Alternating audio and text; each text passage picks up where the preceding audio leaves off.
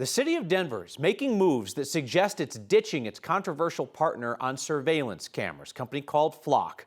After months of our questions about immigration agents accessing the footage and whether Flock was being honest with the public, our Spencer Soysher found the city's quietly putting out a request to bring in another company to run those cameras. He kept piling on and piling on. It's just like another little card in the stack of why we need to turn these things off. I had an apology email from the CEO of Flock because he lied to my face. It's been pretty clear for a while. Much of Denver City Council is fed up and done with Flock. But Mayor Mike Johnston was not.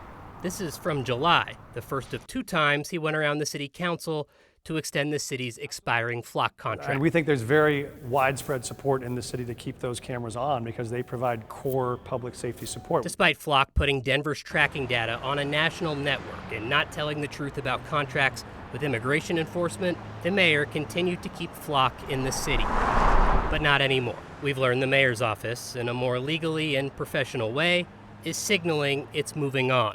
Johnston's office is putting out an informal request for proposal. It's a different process than the city normally uses for contract bidding and allows the city to ask companies to submit bids for the camera contract. With this process, they have to reach out to 3 companies. Denver can't legally say Flock is done in Denver after the contract expires next month, but if the city was happy with Flock, they would not have to put out a new request for proposals. The city confirmed it could simply extend the contract. In a statement to 9 News, a spokesperson for Johnston's office confirmed the plan, saying in part, quote, "We are currently fielding bids for license plate reader services," and told 9 News that past performance is a factor, and the new contract will eventually go before the council. And if you need more proof of it, take this from one source close to the situation. Quote, "It would be a hell of a challenge for Flock to get back on council's good graces, and I haven't seen anything that would indicate that's going to happen."